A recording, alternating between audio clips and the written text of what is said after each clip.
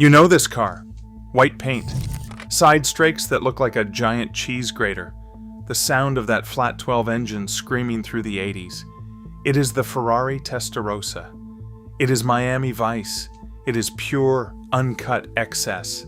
But here's the thing Ferrari never wanted you to know. When they launched this multi-million-dollar supercar, they did not actually own the name. The rights to Testarossa belong to a tiny German toy company you have never heard of. This is the story of how Ferrari arrogance met bureaucratic reality, and the prancing horse got bucked by a plastic model kit. To get why this was such a massive screw-up, you have to go back. Way back to 1957. This is the original Ferrari 250 Testarossa. The name literally means redhead, because get this, they painted the valve covers on the engine red. Real creative, guys. But this thing wasn't about names, it was about dominating sports car racing. It won Le Mans, it won the World Sports Car Championship, it basically printed trophies. The name Testarossa became legendary. It meant victory. It meant Ferrari at its absolute best. And for decades, Ferrari just assumed they owned it. Why would they not? They built the car. They won the races. The name was their history. But this is where the corporate incompetence kicks in. See, trademarks are not about feelings, they are about paperwork. And in some key markets, Ferrari just let the registration for Testarossa lapse. They forgot to renew it. It is like if Coca-Cola forgot to trademark Coke. It is a level of arrogance that is almost impressive. So while Ferrari was busy being Ferrari, a little German firm called Stadlbauer Marketing was paying attention. They were in the toy business, making scale models. And they saw this abandoned, legendary name just sitting there. So they did the logical thing, they swooped in and registered the Testarossa trademark for themselves, specifically for model cars and toys. It was a brilliant, petty move. They saw a $100 bill lying on the floor and just picked it up. Ferrari did not even notice. They were about to drop a bomb with their new flagship supercar, completely unaware they were building it on a landmine. Fast forward to the early 80s. Ferrari's flagship, the Berlinetta Boxer, was getting long in the tooth. The brief for the replacement was simple. Build a new king. Something wider, lower, and faster as hell. Something that screamed 80s excess louder than a Wall Street broker on cocaine. The team at Pininfarina delivered. They came up with those iconic side strakes, not just for style, but to feed air to the side-mounted radiators. It was a radical, brutal design. It looked like it was doing 100 miles an hour standing still. Now, the marketing geniuses at Ferrari had a brilliant idea. This new car needed a name with weight, with history, with instant recognition. What better name than the legendary Testarossa?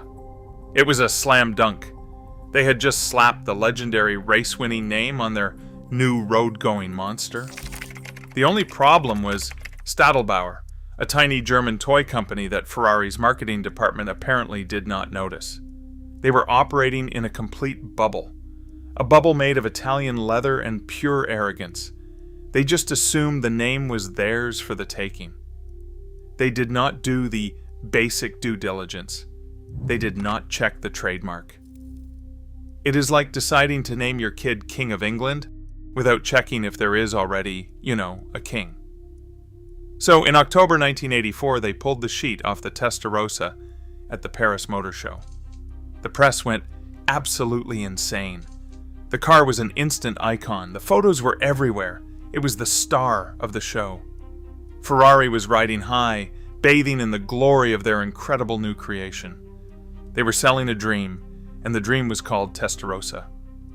Back in Germany, the people at Stadlbauer Marketing were probably spitting out their bratwurst.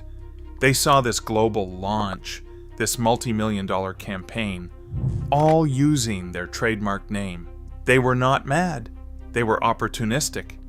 They saw their little toy company trademark turn into a golden ticket. They held the legal keys to Ferrari's newest, shiniest car and Ferrari had just handed them the ignition. So, the party in Paris is over, and the hangover arrives in the form of a registered letter. It lands on a desk in Maranello, stamped from Germany. It is from Stadlbauer Marketing, and it is a cease and desist. Imagine being the Ferrari exec who opened that. You are at the pinnacle of the automotive world. You just unveiled the car that is going to define the decade. And you get a legal threat from a company that probably has a smaller annual budget than your espresso machine maintenance. The initial reaction had to be a mix of disbelief and pure, unadulterated arrogance. They probably laughed.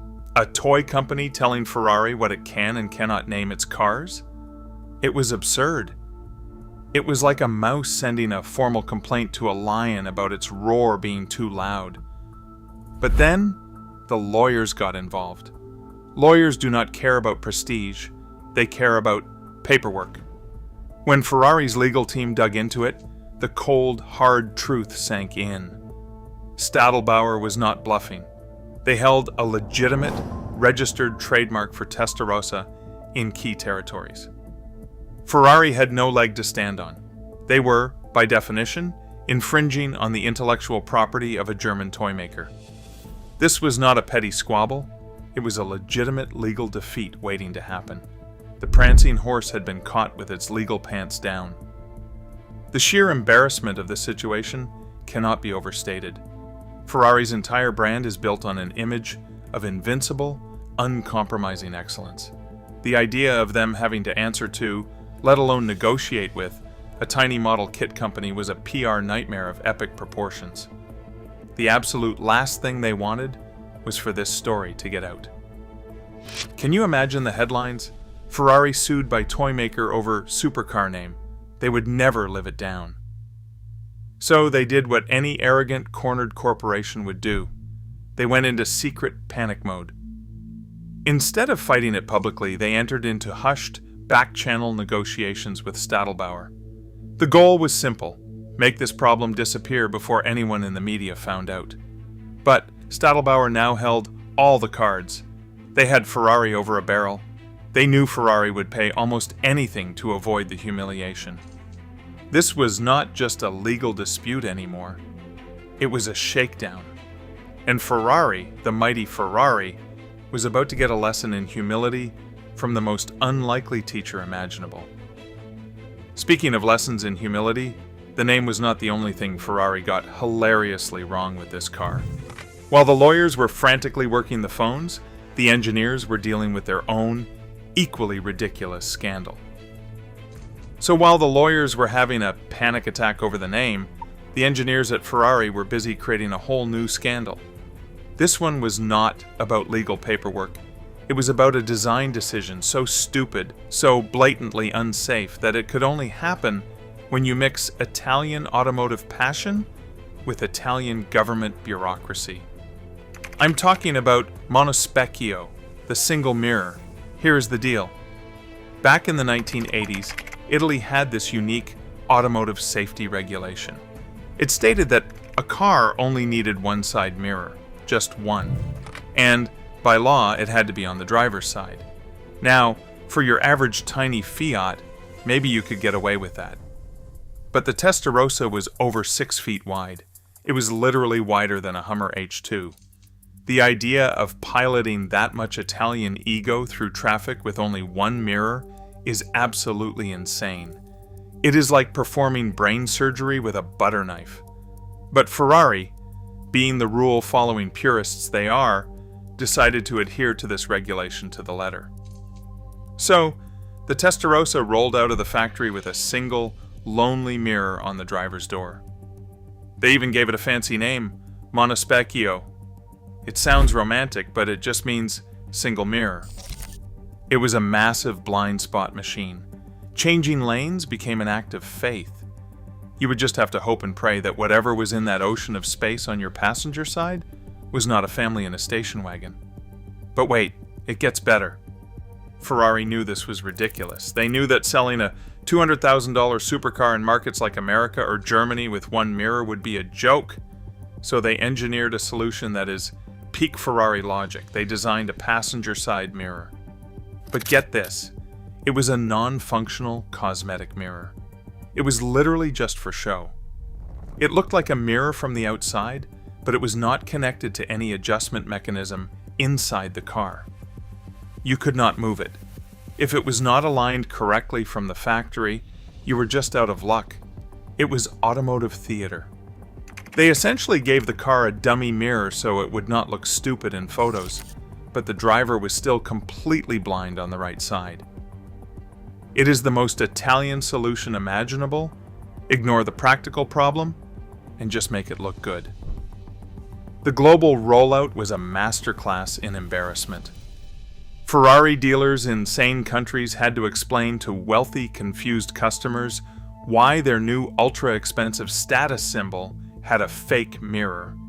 The press had a field day. It was a constant, glaring reminder that for all its glamour, the Testarossa was a car built with some profoundly flawed compromises. It was a symbol of style completely triumphing over substance, and the single mirror was the perfect, hilarious proof.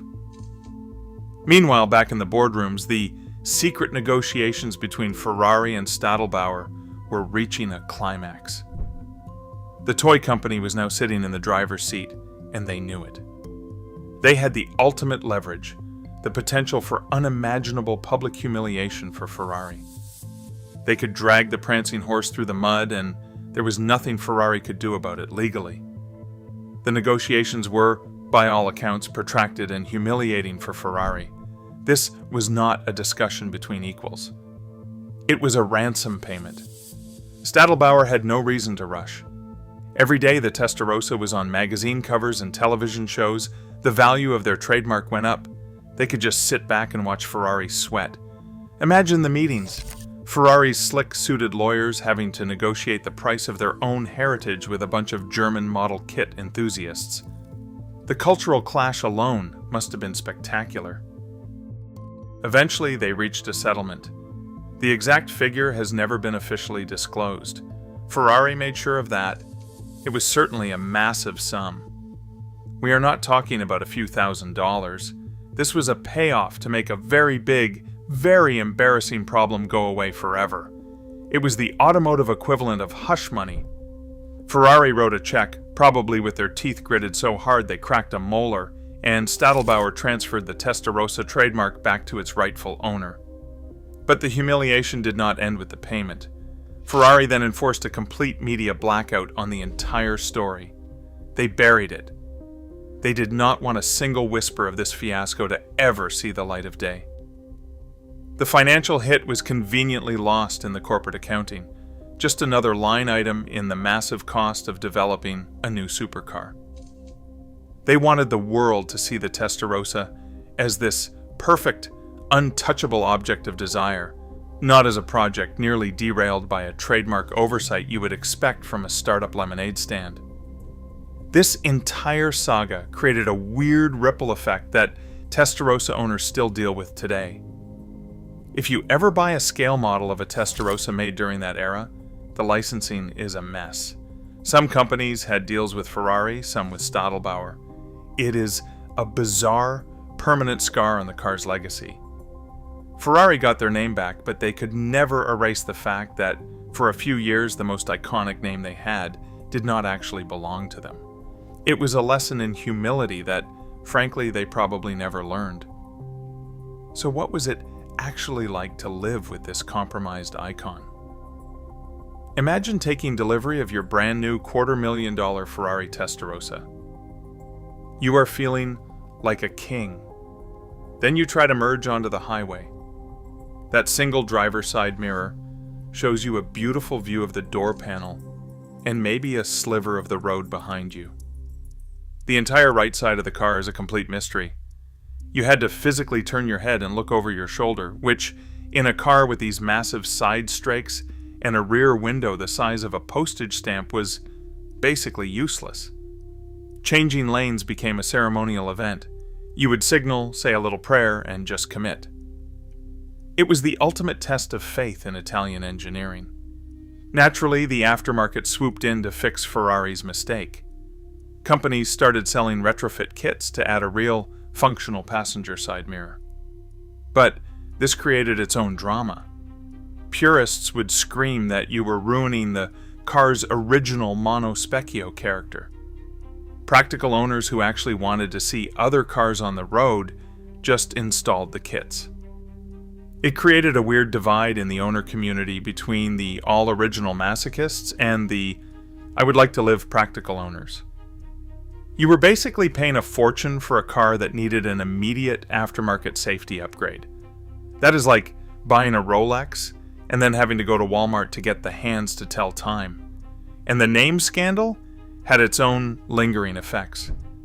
If you were a kid in the 80s or 90s and you got a Testarossa model kit or a die-cast car, the licensing was a silent war.